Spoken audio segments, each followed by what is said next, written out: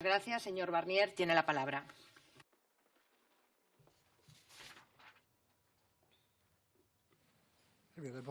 Sí. Saluer, en primer lugar, buenas tardes. Muchísimas gracias, señora presidenta, señoras y señores diputados, senadores. Gracias por recibirme de nuevo. Es la tercera visita que realizo a Madrid en el marco de esta misión.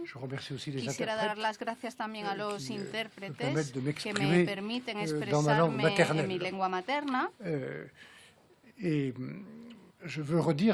quisiera volver a decirles que este encuentro con su Parlamento Nacional, como el que además estoy organizando en cada uno de los países de la Unión Europea, es extremadamente importante para mí. Quisiera recordarles también que yo fui durante 20 años diputado y senador en Francia, en las dos asambleas, y que conservo un buen recuerdo de este trabajo parlamentario. Tengo un recuerdo magnífico de este trabajo. También considero que su Parlamento, con la diversidad de las diferentes regiones, grupos políticos, pues desempeña un papel fundamental en el debate democrático, especialmente en el debate público con respecto a Europa. Y además, en Bruselas y en general, pues deberíamos, aparte del Parlamento Europeo que tiene un papel fundamental, pues deberíamos apoyarnos en los parlamentos nacionales para analizar en todo sentido las preocupaciones, las ideas, los proyectos, etc. La negociación sobre el Brexit no puede ser secreta, no será secreta en ningún caso. Estas negociaciones extraordinarias, únicas hasta ahora, que exigen un auténtico debate público, y la finalidad de este debate público es la transparencia, en definitiva. Estamos practicando esta transparencia desde el inicio, la disponibilidad. Mi equipo, yo mismo estoy disponible para el Consejo de Ministros, el Parlamento Europeo y también para los parlamentos nacionales, para los responsables profesionales, como esta mañana que he mantenido un encuentro con empresas españolas o con los sindicatos, pero que en breve mantendré un encuentro con ellos. Antes de responder a sus preguntas, querría decirles dónde nos encontramos actualmente. Y quizás para aquellos que no estuvieron aquí la última vez, pues recordar de nuevo el esquema, el contexto geopolítico en el que nos movemos.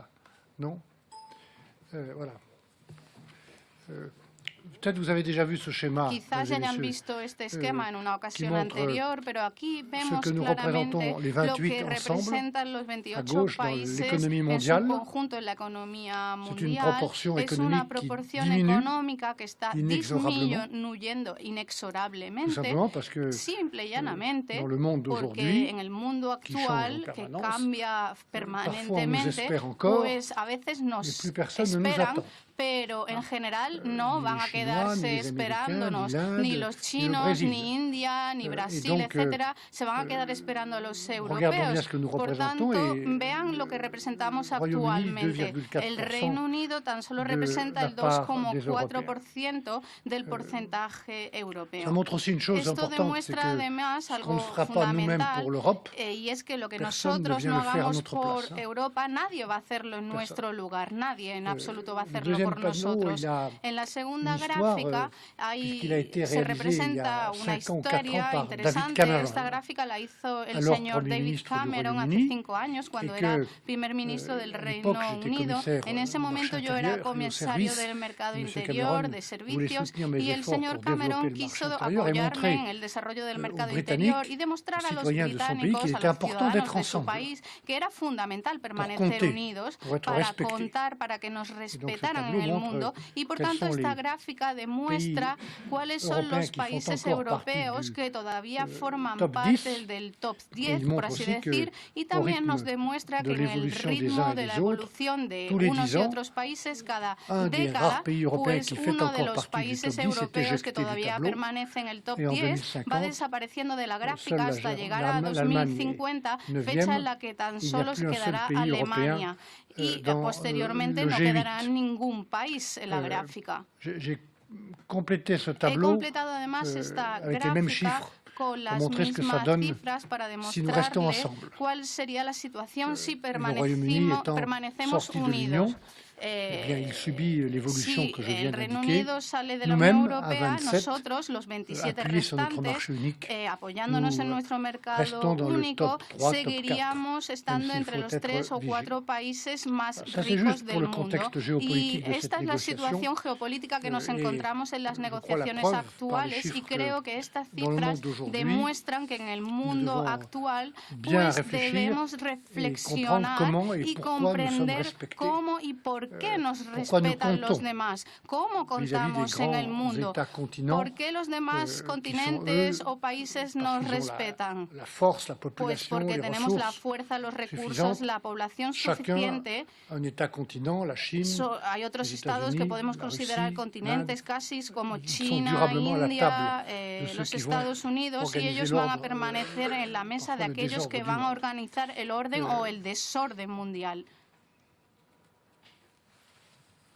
Esta gráfica que les quiero explicar ahora, pues les presenta las negociaciones que yo estoy llevando a cabo en nombre de los 27 países de la Unión y en cooperación con el Parlamento Europeo.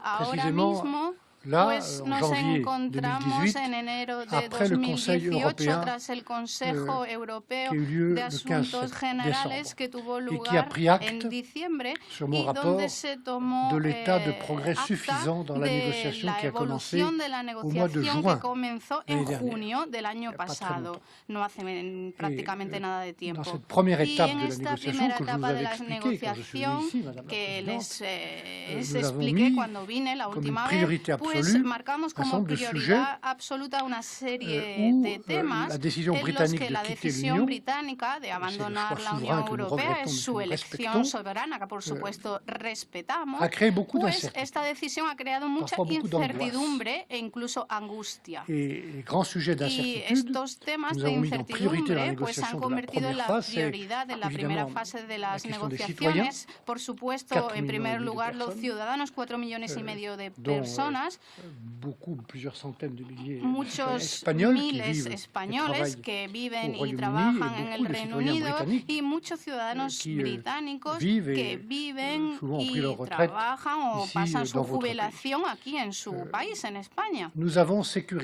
Por tanto, hemos garantizado en diciembre en un acuerdo bilateral con Theresa May, con el presidente Juncker, pues hemos garantizado la situación, los derechos de estos ciudadanos, de todos estos ciudadanos, 4,5 millones de personas, todos sus derechos de residencia, portabilidad de las pensiones, régimen de seguridad social, de subsidios o ayudas familiares, la reagrupación familiar, etcétera, para estos ciudadanos, para sus familias y durante toda la vida de estos ciudadanos. Hablo de derechos que se han ido adquiriendo en el pasado en función de las decisiones vitales de cada uno, derechos que hasta el día del Brexit, el 29 de marzo del 2019, y este es un resultado importante. El segundo tema de incertidumbre está relacionado con el presupuesto europeo. Les recuerdo, y ustedes saben perfectamente, que el presupuesto se establece por periodos de 7 años, de 2014 al 2020, 2021, 2028, etcétera.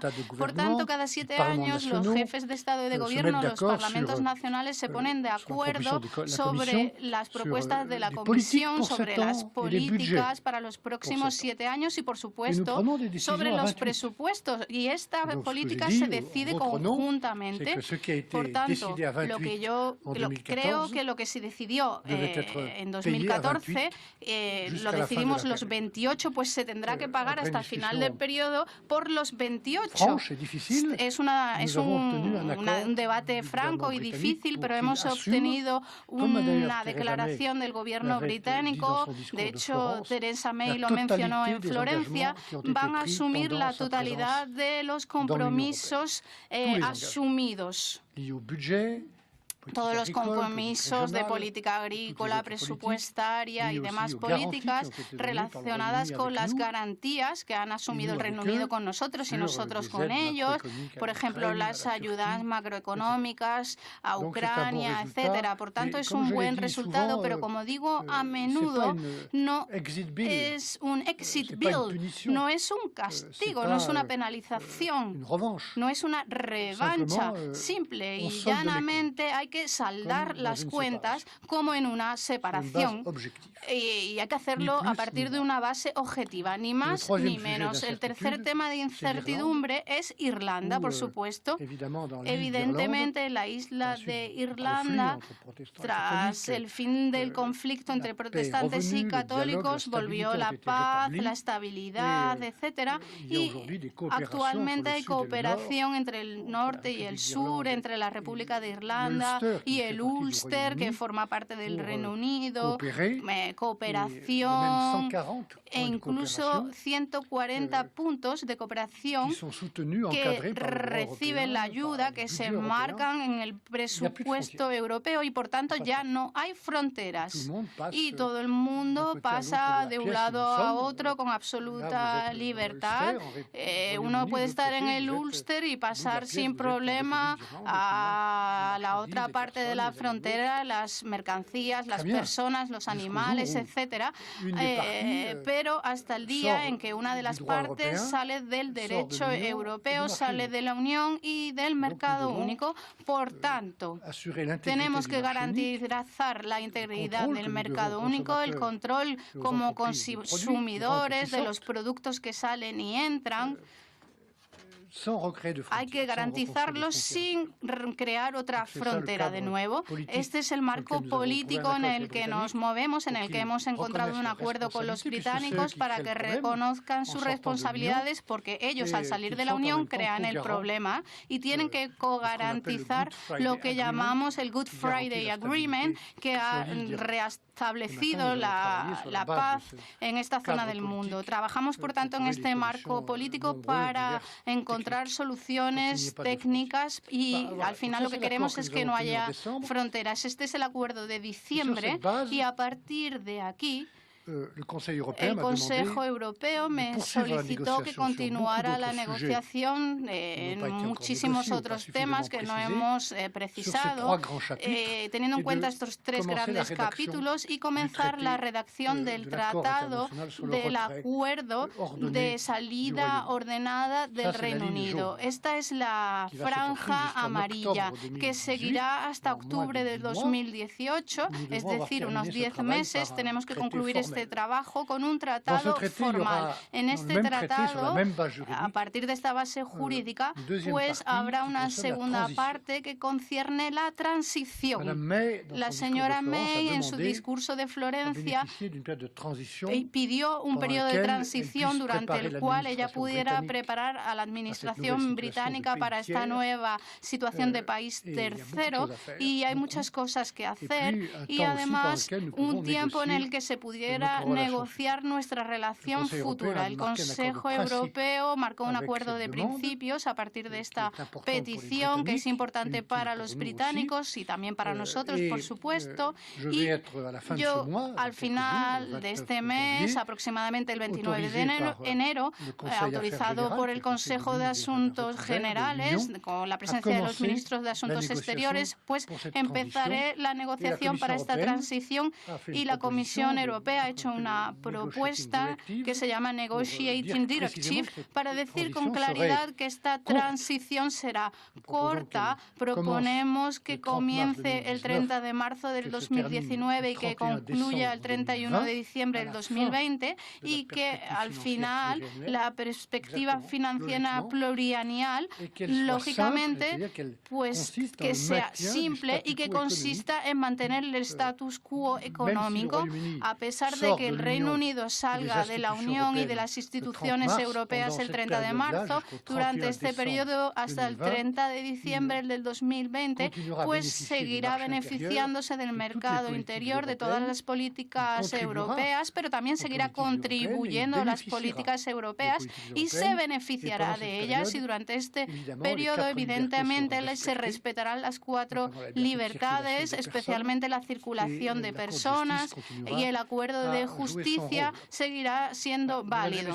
Señoras y señores, son estas 2 líneas amarillas y naranjas las que constituyen el tratado del Brexit y que se concluirá en octubre y que estará sometido a la ratificación durante 6 meses, de octubre a marzo del 2019. ¿Ratificación por parte de quién? Pues les recuerdo que es el artículo 50 del Tratado Europeo. Tiene que ser ratificado por el Consejo de Ministros Europeos por mayoría supercualificada, por el Parlamento Europeo con mayoría simple y por la parte británica. Esta es la separación. Es inevitable porque es la decisión que han tomado los británicos, aunque lo lamentemos, pero no es toda la historia, no es lo más importante, porque para nosotros tenemos que plantearnos cuál es la relación futura con el Reino Unido. Es un país grandísimo con el que mantenemos relaciones comerciales. Ya conocen probablemente las cifras de las exportaciones españolas hacia el Reino Unido, las exportaciones hacia otros países de la Unión Europea, etcétera. Mantenemos intercambios con ellos. Es un país importantísimo porque tiene representación en el Consejo de Seguridad, una diplomacia muy fuerte y activa. También tiene un papel fundamental en la defensa y necesitamos construir, respetando por supuesto la decisión británica y respetándonos a nosotros mismos, una colaboración con ellos. Y, en definitiva, esto es lo que precisaremos a partir de marzo. El Consejo Europeo va a reunirse y, si todo va bien, pues tendré que recibir un mandato para iniciar la discusión sobre la futura relación con el Reino Unido. Y por ahora, pues nos estamos preparando los 27 con el Parlamento Europeo en una serie de seminarios sobre cada uno de estos temas, evaluando la relación futura, temas complejos y difíciles. Por ejemplo, esta semana se ha organizado un seminario de los 27 sobre pesca, aviación, también sobre los acuerdos internacionales, un seminario en el que estamos llevando a cabo una apropiación colectiva por parte de los 27 de los grandes retos en la relación futura y la adaptación que tenemos que llevar a cabo, porque esta decisión británica va a cambiar muchísimo las cosas y a partir de marzo recibiré un mandato para iniciar la discusión con una primera etapa en octubre, en el momento en el que el tratado del Brexit se concluya, y habrá una declaración política que se verá acompañando al tratado y que describirá la relación futura en todas sus dimensiones, una declaración política en breve. Y a partir de esta declaración política, pues seguiremos negociando la futura relación teniendo en cuenta una indicación jurídica importante, y es que no se utilizará la misma base jurídica que el artículo 50. En otros términos, y esto les concierne a ustedes especialmente, el futuro acuerdo sobre la relación futura serán acuerdos mixtos, que tendrán que ser ratificados no solo por el Parlamento Europeo y por el Consejo de Ministros, sino también por todos y cada uno de los parlamentos nacionales y en algunos países incluso por los parlamentos regionales. Esto es importantísimo porque justifica, por tanto, el debate público en el que yo participo con todos ustedes. Hace falta pensar en las condiciones de esta ratificación. No va a ser en absoluto fácil. Por tanto, ¿cuál va a ser la relación futura? ¿Cuál va a ser la asociación futura? Bueno, voy a expresarme incluso antes de que el Consejo establezca su mandato, pero imagino que esta relación se basará en una serie de pilares. En un primer lugar, un pilar económico y comercial, que luego les mencionaré. Luego también un acuerdo de cooperación con los intereses comunes.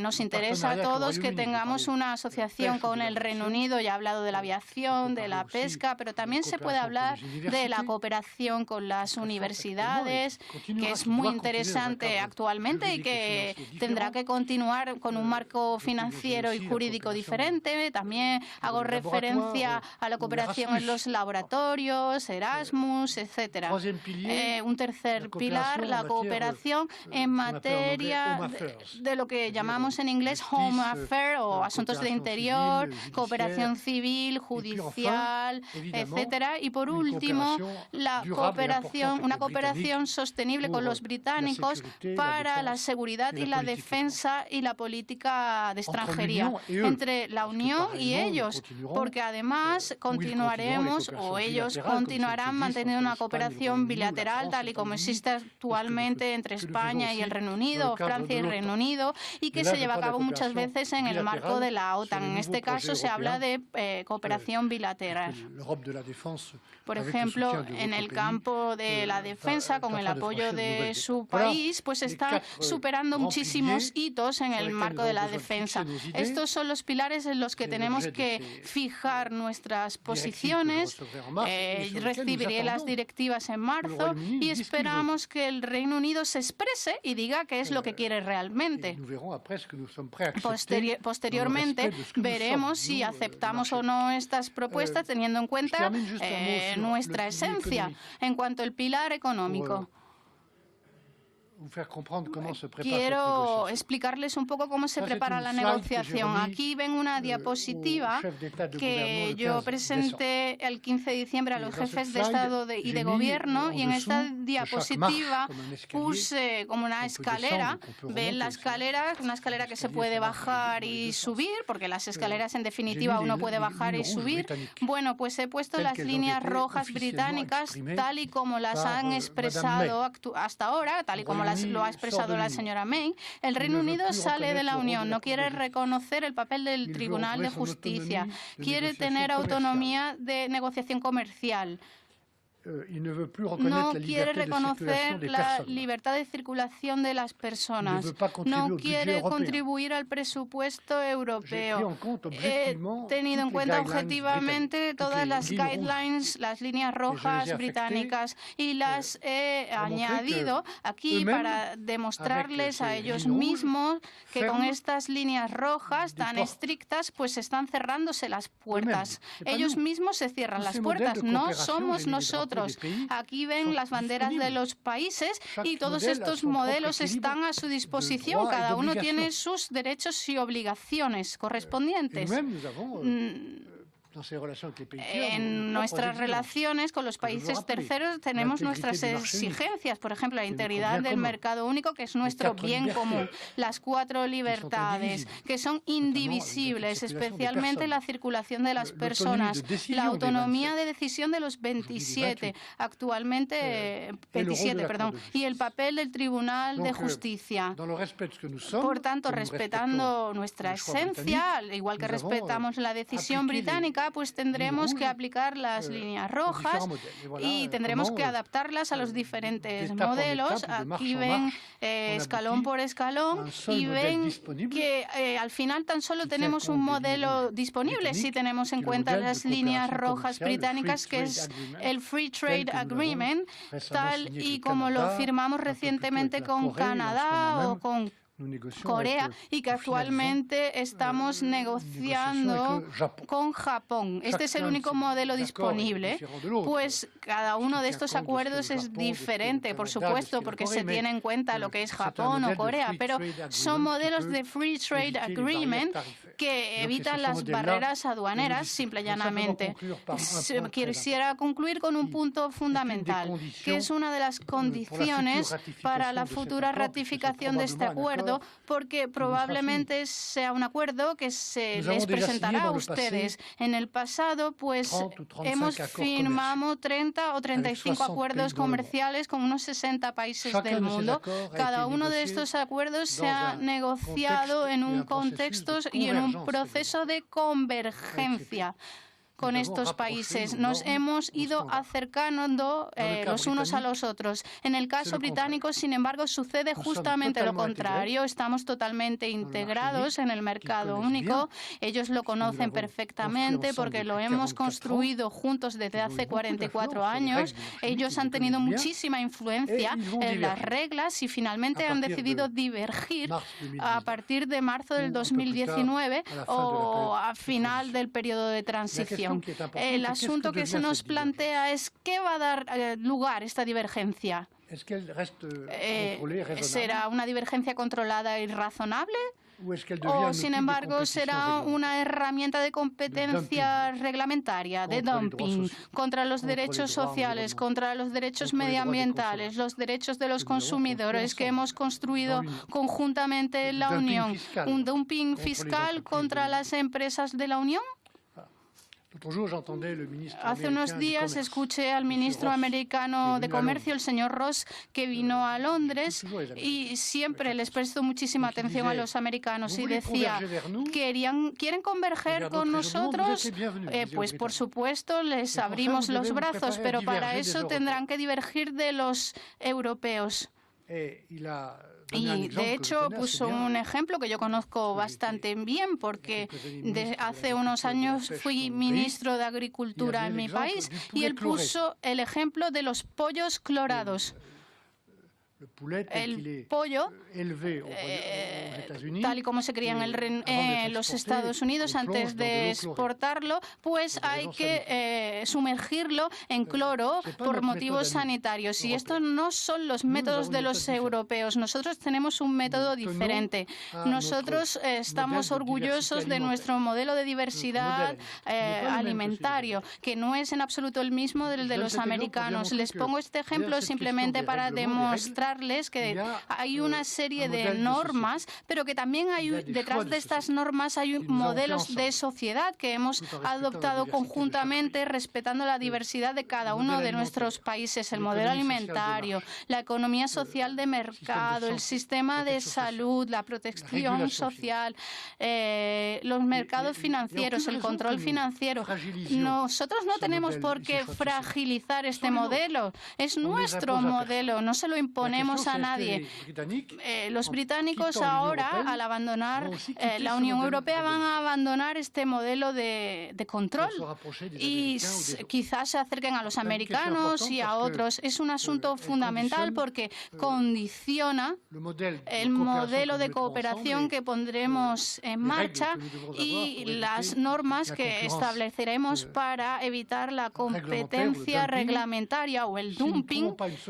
Si no tomamos una solución a este asunto, pues me imagino que en muchos países, empezando por el mío, pues habrá dificultades para la ratificación de un acuerdo comercial con los británicos. Por tanto, si queremos lograrlos, y yo realmente quiero lograr un acuerdo con ellos, pues necesitamos garantizar lo que en inglés se llama el level playing field.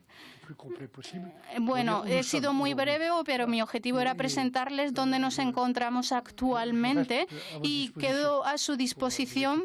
Les cedo la palabra. Muchísimas gracias por su intervención. Vamos a pasar ahora a las intervenciones de los grupos políticos, a los que, en fin, voy a dar un tiempo de 5 minutos y pido que se respete el tiempo. Por el Grupo Parlamentario Mixto tiene la palabra el señor Martínez Oblanca. Muchas gracias, señora presidenta. Buenas tardes. Permítame que también le exprese al señor Barnier la gratitud por su comparecencia ante esta Comisión Mixta para la Unión Europea. Hace 8 meses y medio usted ya estuvo aquí en las Cortes Generales, en esta misma sala, para informarnos de la importantísima responsabilidad que acababa de asumir entonces como jefe de la negociación ante el Brexit, es decir, ante la decisión del Reino Unido de salir de la Unión Europea, una salida prevista para el 29 de marzo de 2019. En aquella ocasión ya transmití al señor Barnier la confianza de Foro, mi partido, un partido con inequívoca vocación europeísta, en su responsabilidad negociadora. Y esta tarde se la renuevo, al tiempo que le felicito por el trabajo desarrollado en 2017. Asturias, mi comunidad autónoma de procedencia, sufre desde hace años un prolongado proceso de decadencia, y el Brexit incidirá tanto en España como en todos los demás países miembros de la Unión Europea, singularmente en el PIB, pero con mayor impacto en una región que es la más envejecida de Europa y la que ocupa el último lugar en la tasa nacional de población activa. Si hablamos de competitividad, el último índice europeo certifica que Asturias está ya entre las regiones menos competitivas y, de hecho, tal y como ha publicado recientemente el Consejo General de Economistas, somos la comunidad española de peor atractivo para las empresas. De ahí que este proceso negociador ante el Brexit nos interese como españoles y como asturianos por sus repercusiones, y por eso consideramos que es adecuada y necesaria la firmeza y el rigor con el que en nombre de la Unión Europea se han afrontado todas las rondas negociadoras que se han celebrado hasta ahora y que han permitido concluir la primera fase para llevar a efecto el Brexit. Como el señor Barnier ha recordado, el pasado mes de diciembre el Consejo Europeo, esta vez reunido conforme al artículo 50, es decir, a 27 sin la presencia del Reino Unido, acordó pasar a la segunda fase negociadora que fijará el marco de la relación futura entre la Unión Europea y el Reino Unido. En este punto tengo que decir que a algunos nos ha sorprendido este acuerdo del último Consejo, porque teníamos entendido, o al menos así se nos trasladó en sede parlamentaria, que apenas un mes antes el señor Barnier no era muy partidario de dar por concluida la primera fase negociadora. De ahí que le pregunte qué cambió en las fechas anteriores para que en 2015 se diese por concluida esta primera fase que, sin duda, y usted lo sabe mejor que nadie, ha sido muy dura. De todas formas, en el propio Reino Unido se ha abierto un debate sobre cómo paralizar el Brexit, del que participan importantes personalidades políticas que advierten del gravísimo error de salir de la Unión Europea. Por otro lado, parece que el Gobierno británico ha retrocedido respecto a lo que venía anunciando desde el inicio del proceso negociador, hasta el punto de que ya se habla abiertamente de un Brexit suave, lo que no equivale a pensar que las negociaciones que queden por delante y los flecos finales vayan a estar exentos de dificultades, como prueba el interés británico en disponer de un tiempo añadido de transición. Nos parece importante resaltar que a las voces que alertan de las secuelas del Brexit para los propios británicos se añaden los datos que ponen en evidencia la merma del crecimiento económico y la pérdida de medio millón de puestos de trabajo, entre otros efectos muy negativos para ellos. En definitiva, que aumenta cada día la percepción de que salirse de la Unión Europea es una mala decisión. Juntos, sin duda, somos más fuertes. Con el fin de la primera etapa negociadora se han definido, como usted señalaba, 3 temas clave: la frontera irlandesa, el pago de salida y los derechos ciudadanos, que es sin duda la mayor prioridad. En este sentido, conviene señalar que para más de 2 millones de personas que trabajan y viven en el Reino Unido ha supuesto un enorme alivio que en la primera fase negociadora ya se haya asegurado el derecho de permanencia e igualdad de derechos fundamentales para los ciudadanos, que eran cuestiones sobre las que había una gran preocupación, y quisiera pedirle al señor Barnier algún comentario añadido que profundice en la posibilidad de que al término de la negociación suponga también el final del libre movimiento de personas. Nada más. Tiene usted una ardua tarea por delante, señor Barnier. Le deseo a usted y a todo su equipo los mayores éxitos ante la segunda fase de negociaciones con el Reino Unido. Muchas gracias. Pues muchas gracias. ¿Quién era la palabra por el Grupo Parlamentario de Esquerra Republicana? La señora Castell. Gracias, presidenta. Señor Barnier, desde Esquerra Republicana le agradecemos muy sinceramente su visita, que nos da la oportunidad de escuchar de primera mano las últimas novedades de la negociación del Brexit, así como exponerle ciertas inquietudes y preguntas al respecto. Desde su última visita, hace unos meses, han acaecido muchos acontecimientos importantes y trascendentales para millones de ciudadanos europeos. Como muchos compartirán, el Brexit es el resultado de un fracaso colectivo que incluye a todos los Estados miembros de la Unión Europea. Una Unión Europea que en realidad es una unión de países, como se ha demostrado, nada integradora, como en sus orígenes aspiraba a ser. Una Unión Europea donde prevalecen los intereses económicos y políticos de ciertos países por encima de flagrantes vulneraciones de derechos humanos y libertades individuales, que son derechos humanos y libertades fundamentales que forman la base de los valores fundacionales de la Unión Europea, como es el caso de la durísima represión policial y judicial y política que sufrieron los ciudadanos de Cataluña el 1 de octubre. Bien saben que Esquerra Republicana no es ni ha sido nunca un partido euroescéptico. En todo caso, y al contrario, somos eurocríticos y abogamos por una mayor integración, por una Unión Europea más comprometida con sus ciudadanos y, por supuesto, más democrática. En definitiva, una vuelta a esos valores fundacionales.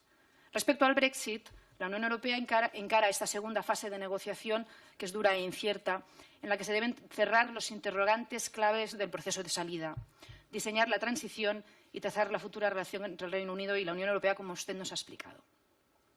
Últimamente, las voces más críticas en el Reino Unido hablan más intensamente sobre la posibilidad de la celebración de un nuevo referéndum que podría dar marcha atrás al Brexit. Sorprendentemente, uno de ellos es el político británico Nicholas Farage, quien evocó esta posibilidad unos días después de reunirse con usted. Estas voces sobre una posible revocación del Brexit chocan con la disputa por los euroescaños que deja vacíos el Reino Unido. Señor Barnier, ¿contempla usted la posibilidad de celebración de un nuevo referéndum, digamos, retroactivo o de marcha atrás? ¿El escenario de negociaciones se sigue situando en el hard Brexit de Theresa May o se puede hablar de soft Brexit?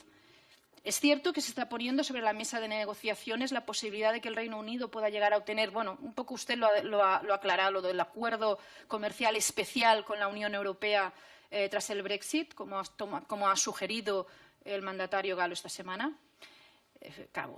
¿Usted confía que antes del 29 de marzo del 2019, fecha acordada para que se materialice la retirada, se habrán dado todas las negociaciones por concluidas? Y, finalmente, y en referencia al caso de Gibraltar, entre España y Gibraltar aún no ha sido posible, en más de 300 años de disputas, una medida o un convenio de colaboración. ¿Es usted optimista en cuanto a que se puedan entender ambos territorios? Muchas gracias, señor Barnier. Y gracias, presidenta. Pues muchas gracias. ¿Quién era la palabra? Por el Grupo Parlamentario Ciudadanos, el señor Fernando Maura.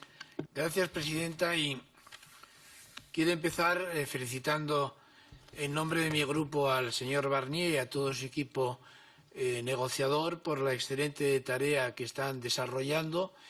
Y quiero también expresarle la voluntad de mi grupo de apoyar claramente todo el proceso de negociación por parte de la Comisión Europea, especialmente evitando todo tipo de fisuras que pudieran plantearse por acción de diferentes grupos políticos, por acción de diferentes intereses nacionales, por acción de diferentes intereses regionales, contrarios al conjunto de la negociación planteada por parte de la Comisión. Como la portavoz que me ha precedido en el uso de la palabra le ha preguntado en relación con la posible marcha atrás del Brexit, del proceso del Brexit, que ya en la reunión del presidente francés con la primera ministra británica, el señor Macron, con la señora May, se evocó en el sentido de si cabía la posibilidad de una marcha atrás, solo plantearle interés porque haga una referencia a esta cuestión. En segundo lugar, ha planteado usted la necesidad de la ratificación del acuerdo por parte de los parlamentos europeo, pero también nacionales y también regionales. Mi pregunta en concreto sería ¿hasta qué punto eso va a dificultar la aprobación de un acuerdo con el Reino Unido por parte de la Unión Europea, dada la complejidad de intereses europeos, nacionales y regionales en juego? Por otro lado, no ha dicho usted nada, pero se le puede sobreentender, pero me gustaría que hiciera usted una afirmación concreta, yo se la pediría, en el sentido de que el Reino Unido no va a estar mejor fuera de la Unión Europea de como estaba dentro de la Unión Europea. Y citando sus mismas palabras, no por un castigo europeo al Reino Unido, sino por una simple lógica común de las cosas, que nadie puede estar mejor fuera de un club con el que se comparten intereses, proyectos y objetivos que fuera del mismo. Y por último, también lo ha hecho la portavoz que me ha precedido en uso de la palabra, pero me gustaría conocer exactamente qué posición tiene el asunto Gibraltar dentro de las negociaciones que se están emprendiendo. En primer lugar, la aplicación o no del periodo transitorio al Peñón de Gibraltar por parte de la negociación que se está emprendiendo, si se aplica o no se aplica el periodo transitorio como al conjunto del Reino Unido. Y me gustaría una reflexión, si usted la puede hacer, si es el momento de hacerla, pero sí me interesaría, en relación con todo lo que significa el asunto del aeropuerto de Gibraltar y la política de Open Skies, de cielos abiertos de la Unión Europea. ¿Qué posición mantienen ustedes y qué me puede decir al respecto? Insisto, si considera que es el momento para evocarlo. Nada más, muchas gracias. Pues muchas gracias. Tiene la palabra ahora por el Grupo Confederal de Unidos Podemos, en Común Podem, en Marea, el señor Bustinduy. Muchas gracias. Señor Barnier, cuando vino usted aquí hace unos meses, yo le dije que no envidiaba en absoluto su trabajo. Probablemente tenga usted el encargo más ingrato de toda la política europea, o el segundo, después del negociador británico, el señor Davis, que tampoco tiene una papeleta fácil. En todo caso, me suma el agradecimiento de que usted comparezca aquí, nos dé explicaciones y también escuche nuestras dudas y nuestras preguntas. Yo quería plantearle algunas de ellas. Se ha estimado que se ha realizado suficiente progreso en la primera fase, pero sobre esas tres cuestiones fundamentales quedan dudas importantes. El acuerdo económico-financiero no tiene cifras exactas, ni un calendario de pagos, ni una metodología, cuestiones muy importantes que quedan por dilucidar. El acuerdo sobre Irlanda promete soluciones específicas dentro de unas líneas rojas, pero en realidad se han puesto de acuerdo en que se van a poner de acuerdo y nadie sabe muy bien a qué se puede parecer, porque una frontera dura, horizontal, entre el norte y el sur, evidentemente daría el traste con el proceso de paz y contaría con el veto de Irlanda.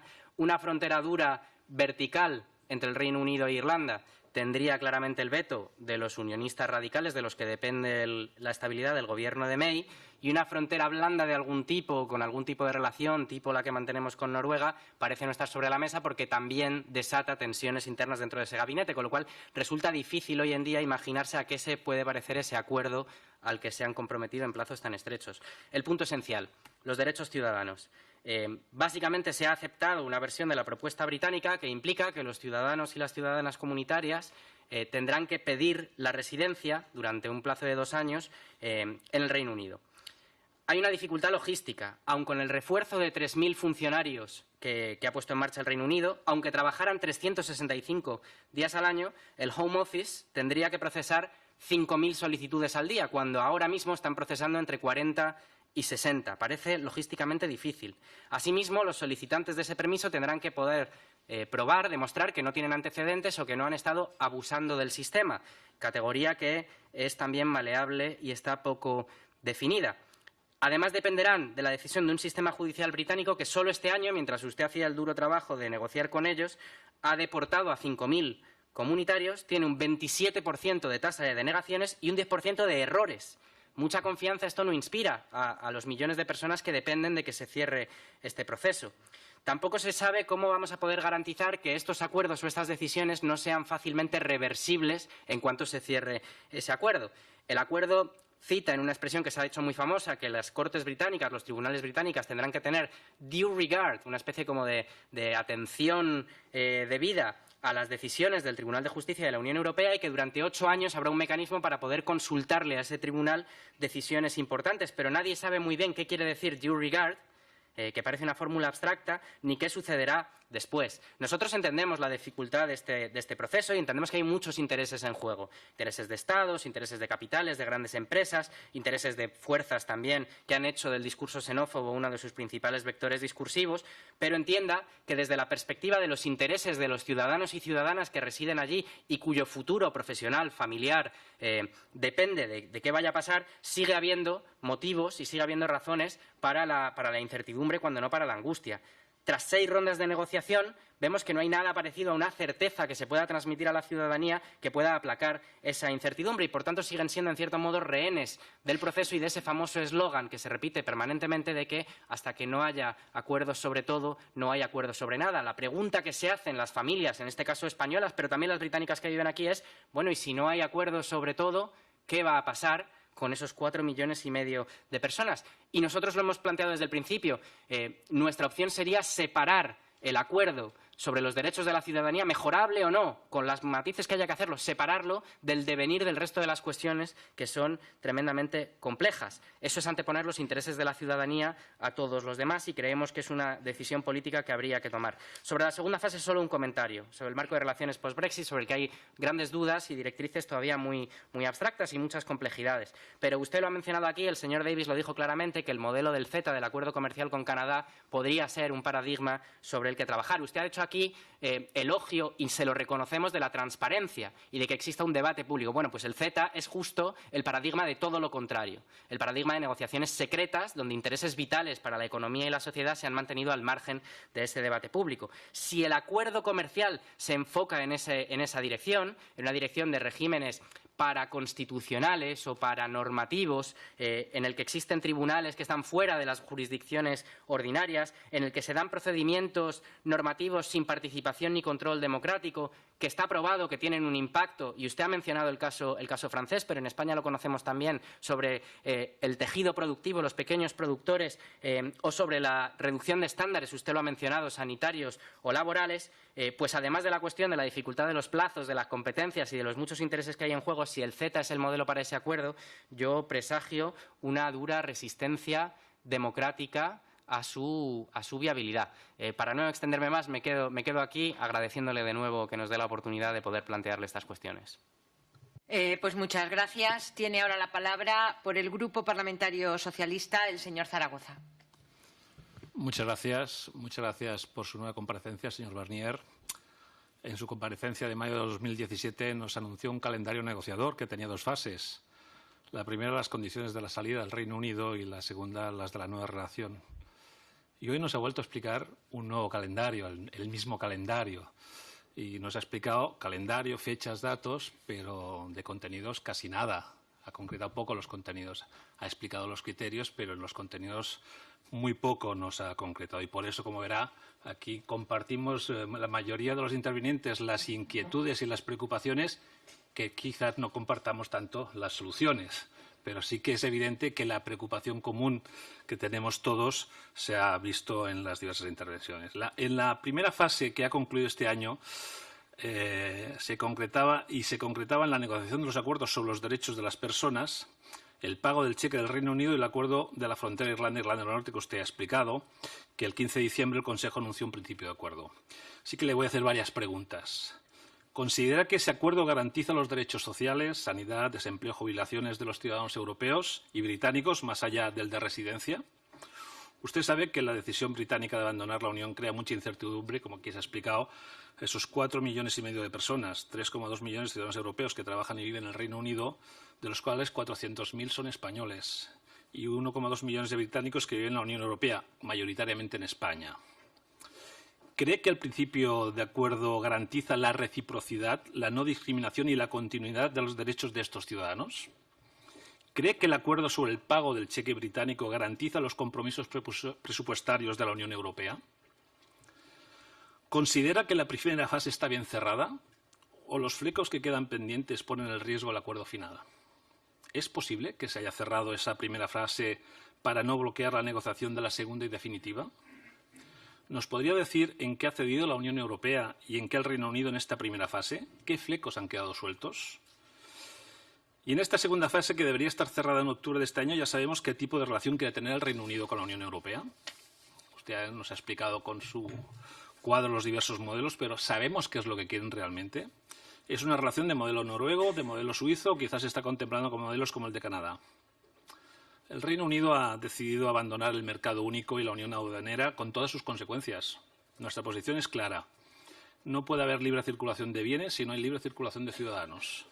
Por eso apoyamos la decisión de la Comisión, afirmando que no cabe el acceso al pasaporte financiero si no forma parte de un profundo y completo acuerdo equilibrado, recíproco y con un contenido no meramente financiero y comercial. ¿Cree que el acuerdo sobre la salida del Reino Unido de la Unión Europea irá acompañado de reformas estructurales sobre la financiación de la Unión Europea, que es uno de los agujeros que se produce con la salida de Inglaterra? ¿Cree que hay posibilidad de un segundo referéndum sobre el Brexit? ¿Qué consecuencias tendría sobre esta negociación? ¿Se paralizaría la negociación? Como le explicaba, verá usted que las preocupaciones son comunes, pero a nosotros lo que nos gustaría es que hubiese un poquito más de concreción, porque todo, que nos vengan a explicar calendarios, pero que no se concrete cuáles son las respuestas o soluciones o sobre qué caminos se han avanzado, no sabemos ni siquiera el monto del cheque británico, de cuánto dinero se está refiriendo para garantizar los presupuestos que ya está aprobado en la Unión Europea, nos parece que acentúa la preocupación y que dificulta eso que usted dice, que al final hemos de acabar haciendo todos, que es aprobar un acuerdo muy complicado y muy difícil. Muchas gracias. Pues muchas gracias. Tiene finalmente, para acabar la intervención de los grupos políticos, la palabra el representante del Grupo Parlamentario Popular, el señor Rubén Moreno.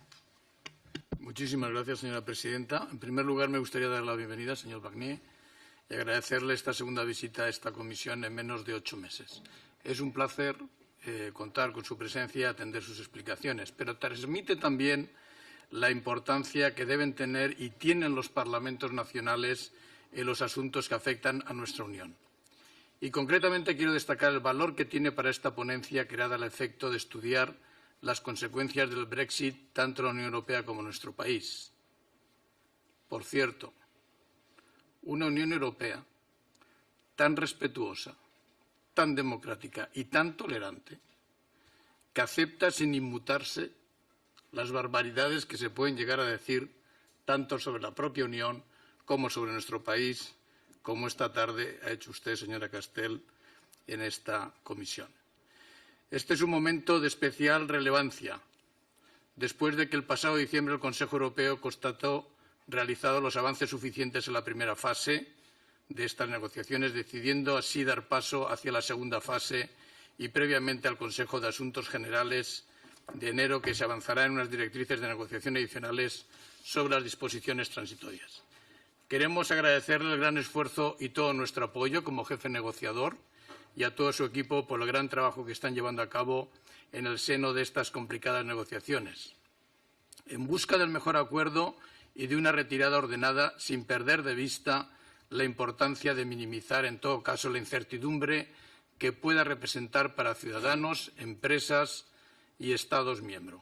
Pensamos que la unidad que ha demostrado la Unión Europea en este proceso ha sido clave de gran parte de nuestro éxito y lo seguirá siendo. Es más, debe seguir siéndolo. No creo que sea una opción. En las últimas semanas hemos asistido a algunos acontecimientos de los que me gustaría hacerme eco aquí para conocer su valoración. Me refiero sucintamente y fundamentalmente a lo que se está empezando a conocer como el Reverse o el Brexit reversible. A pesar de que los tratados no prevén en principio nada a este respecto, es cierto que puede parecer una solución que evitaría consecuencias negativas en ambas partes, especialmente para el Reino Unido. Desde fuera se puede tener la impresión de que los británicos son hoy más conscientes de las dificultades que acarreará abandonar el club comunitario y ya han empezado a sentir los primeros síntomas que pueden afectar la economía británica. Me gustaría, señor Barnier, conocer su valoración a este respecto y qué consecuencias podría traer consigo el hecho de un segundo referéndum o incluso dar marcha atrás en este proceso. Por otro lado, el marco financiero plurianual tras el Brexit es un asunto aparejado a la salida del Reino Unido que va a entrar de lleno en la agenda europea, ya que su primera propuesta será publicada en el próximo mes de mayo. Nos gustaría conocer su valoración acerca de cómo puede afectar al futuro marco financiero plurianual y, en concreto, algunas de las políticas comunitarias tradicionales, como puedan ser la de cohesión o la PAC, reconociendo que esa no es su función, pero si tiene algún tipo de valoración que quisiera hacer. Con respecto a un par de preguntas concretas, me gustaría plantear si, en primer lugar, el periodo transitorio que se plantea en esta segunda fase de negociación, en principio, de acuerdo con la información que disponemos, se continuará aplicando toda la legislación comunitaria durante este periodo, exceptuando la participación del Reino Unido en las instituciones europeas. Y eso, desde luego, tiene todo el sentido del mundo, y más aún cuando nos acercamos a las elecciones al Parlamento Europeo en el 2019. ¿Se prevé algún tipo de participación o presencia en este sentido del Reino Unido? Yo entiendo que no, pero por si quiere hacer una valoración. Por otro lado, el margen temporal que nos ofrece este periodo transitorio también tiene sentido que coincida con las perspectivas financieras actuales que finalizarán cuando comiencen otras en el 2020. La Unión Europea se está preparando, como es lógico, para este nuevo escenario, en el que dejaremos de recibir una serie de recursos que hasta ahora recibíamos y, por lo tanto, habrá que ajustarlos a las necesidades que tenemos, tanto para cubrir las políticas más tradicionales como los nuevos retos que tenemos que afrontar. Se ha hablado de algo menos de 2 años, pero ¿existe algún límite máximo que la Unión Europea no esté dispuesta a sobrepasar ese mes de diciembre del 2020, en ese periodo transitorio?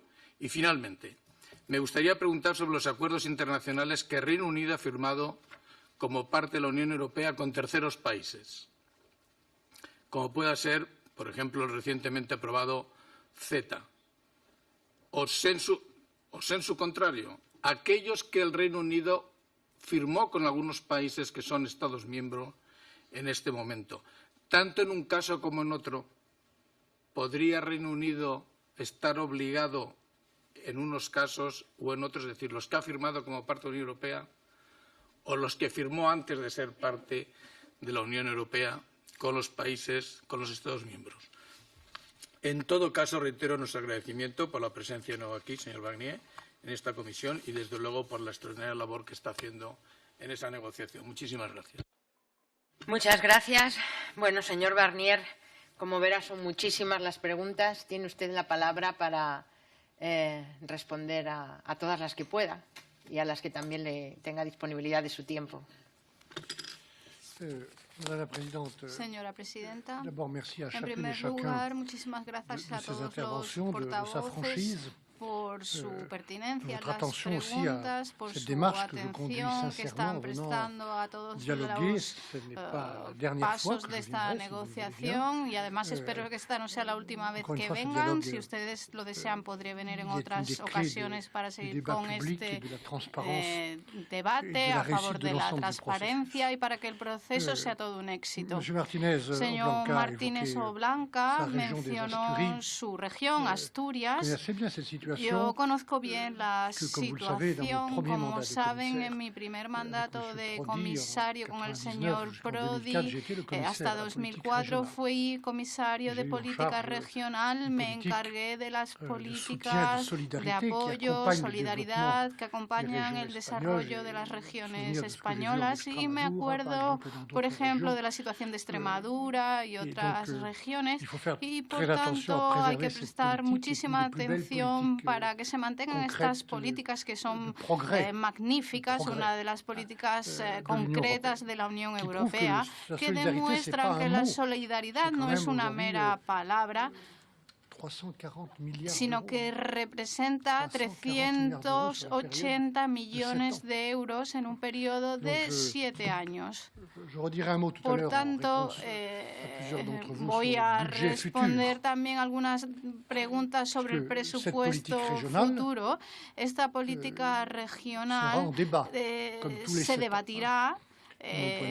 Desde mi punto de vista, hay que centrarse en la conservación de esta política, aunque deba ser reformada, evidentemente. El señor Martínez Oblanca me ha preguntado por qué nos hemos centrado en estos 3 temas. ¿Por qué se concluyó en diciembre? Pues porque habíamos obtenido un resultado concreto. A menudo digo en inglés, the clock is ticking. El reloj gira y gira. El tiempo vuela. El tiempo vuela, en definitiva. Tan solo tenemos 2 años.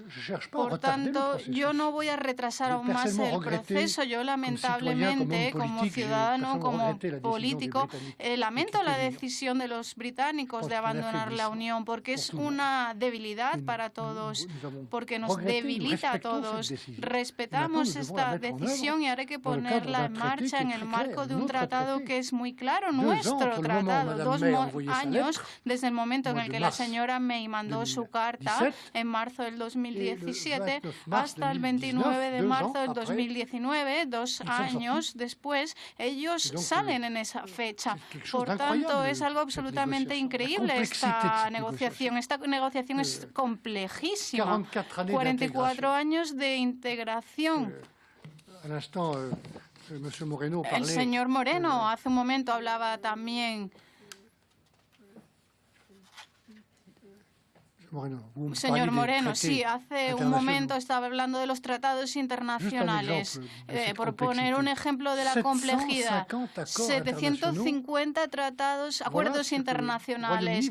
El Reino Unido va a abandonar automáticamente el 30 de marzo 750 acuerdos que hemos firmado en nombre de los países de la Unión Europea, acuerdos de pesca, de comerciales, etcétera. 750 acuerdos que van a tener que renegociar independientemente con todos los socios internacionales y reconstruir además una administración propia, como dice el señor Farage, una burocracia que ahora no tiene Londres porque es Bruselas, en definitiva, quien se está encargando de negociar por todos y cada uno de los países de la Unión. Por tanto, no tenemos tiempo que perder, señor Martínez Oblanca.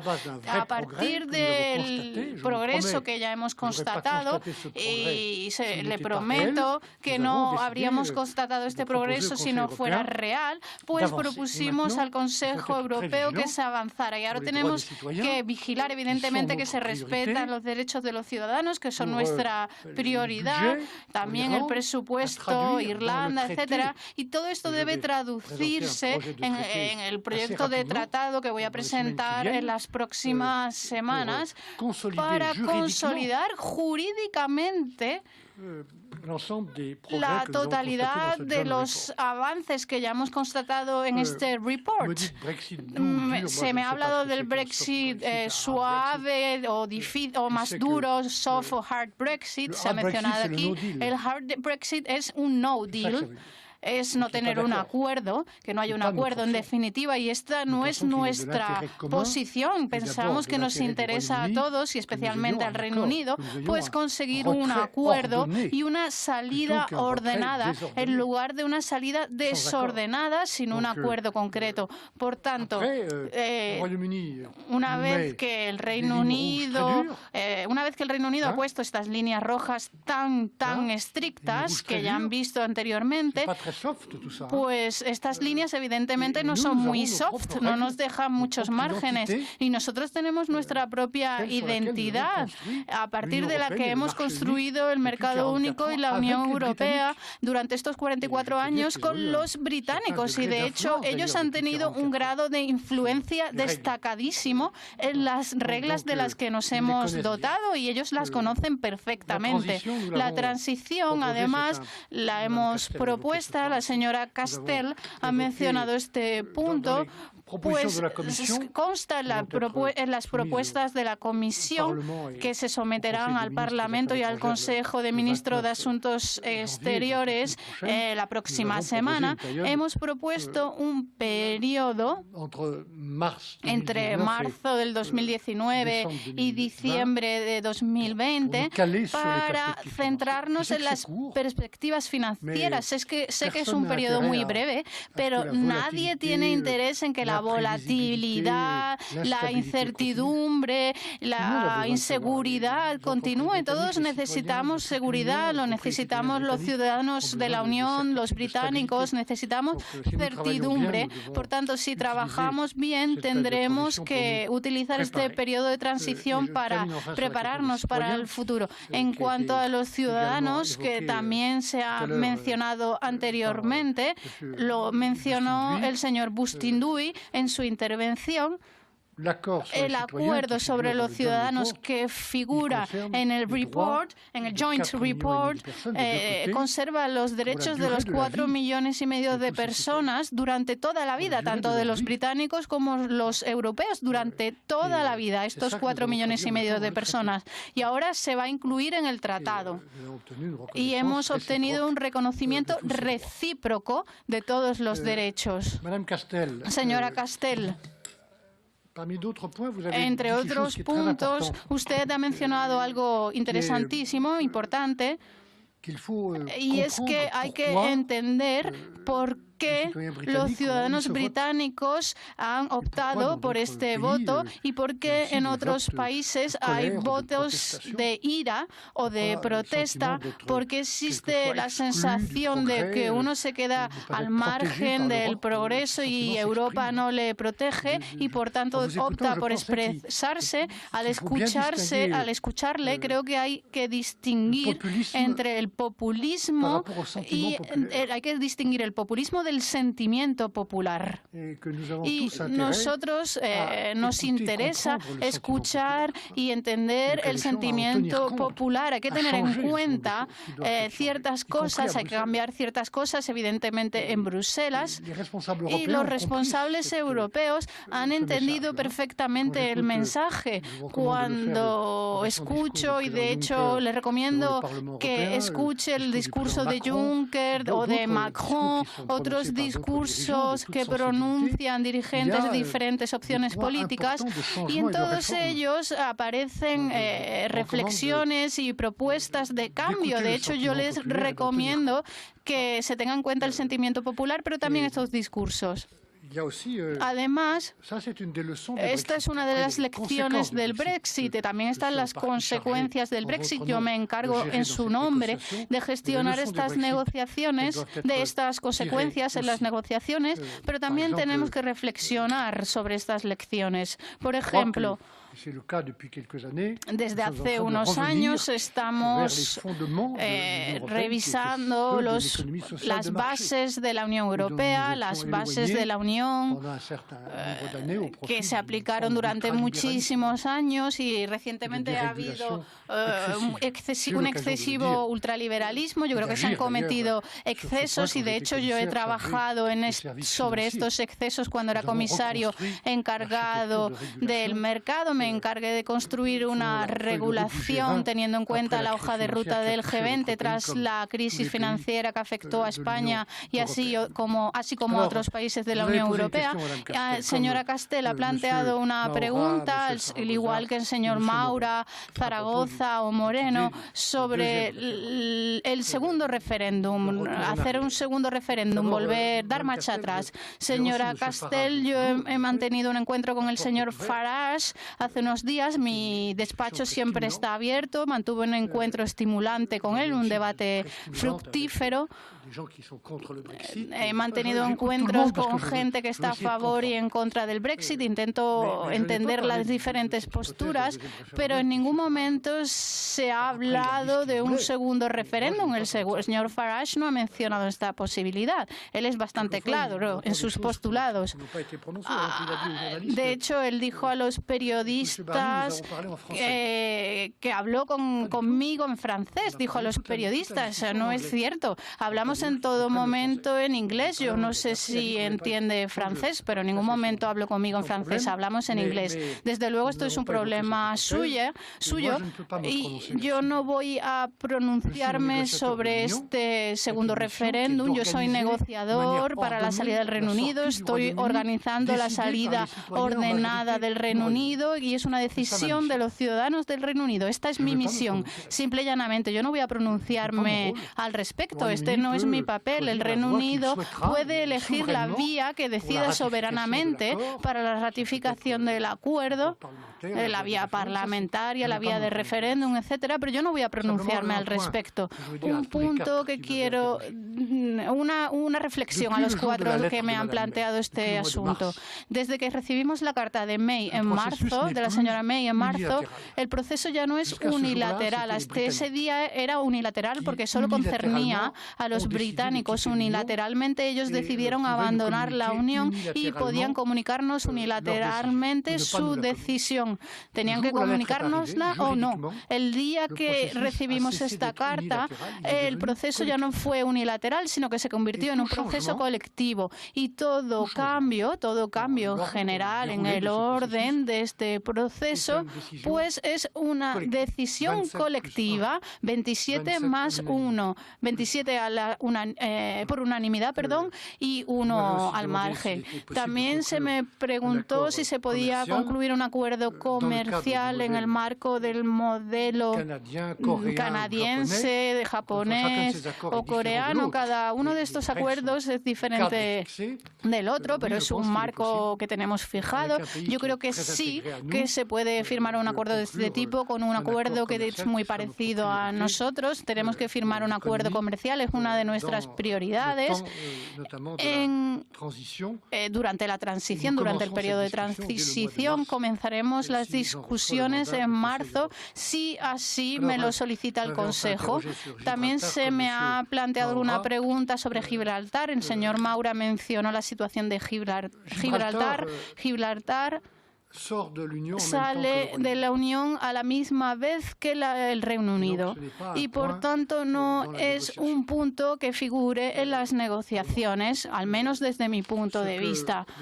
Lo que el gobierno español ha exigido y legítimamente los otros 26 países han comprendido esta petición del gobierno español, pues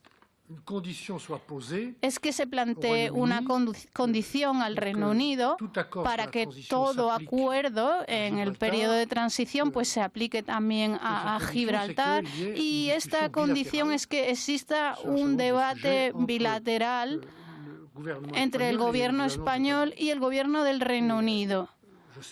Yo sé, por ejemplo, he mantenido encuentros con el señor Dastis en algunos momentos y sé que el gobierno español está muy preocupado por la situación de los trabajadores transfronterizos. Siempre que hablamos de la situación de los trabajadores, de los ciudadanos, el gobierno español ha sido muy claro y preciso sobre el trato que se le tenía que dispensar a los trabajadores transfronterizos.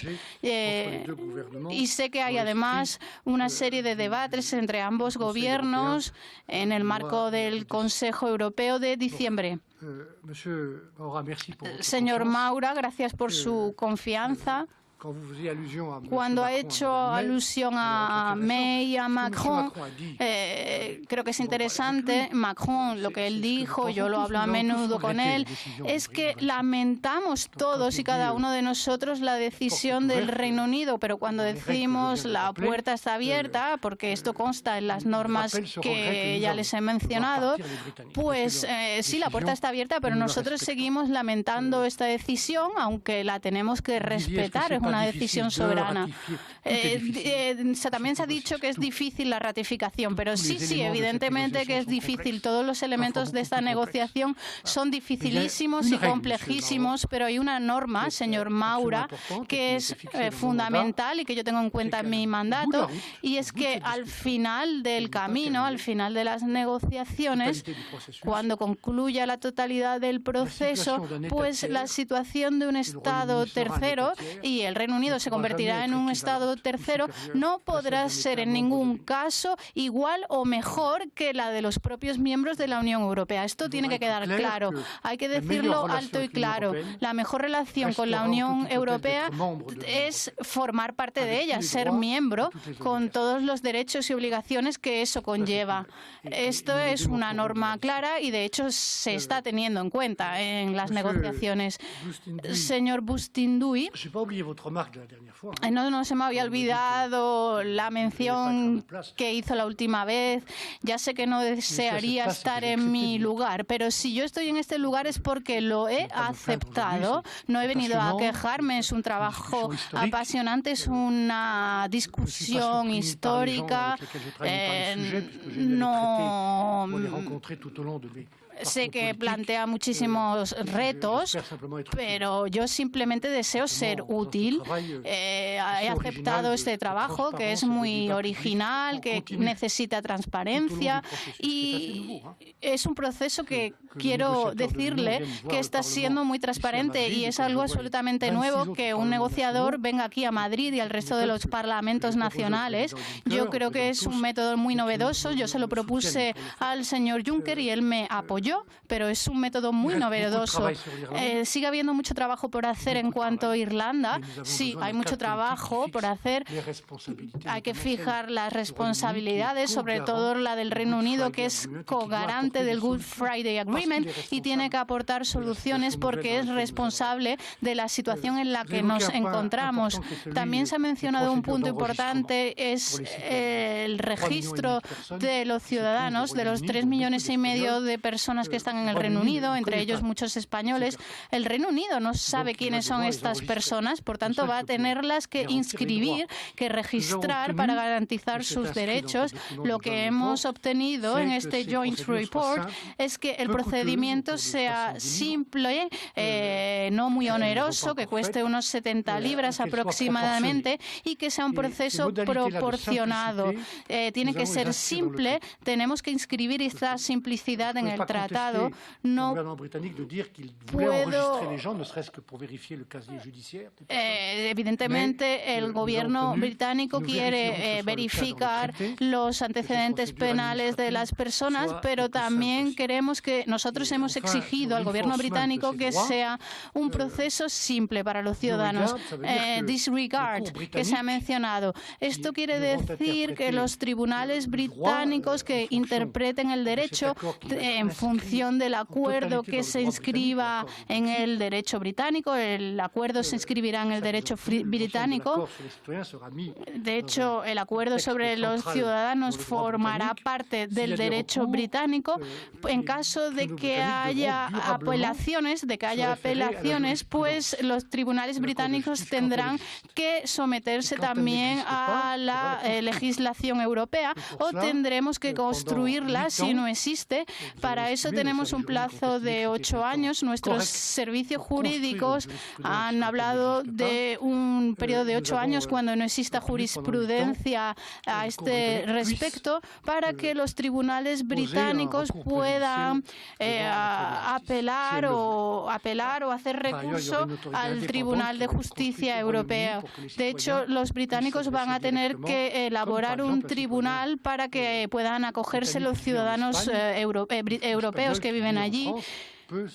Al igual que los ciudadanos británicos que viven en la Unión pueden solicitar la intervención de la Comisión para que se respeten sus derechos.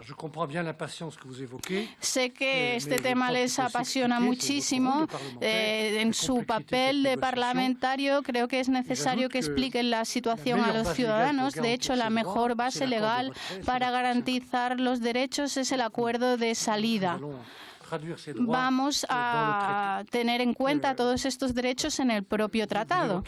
También se ha mencionado aquí el CETA.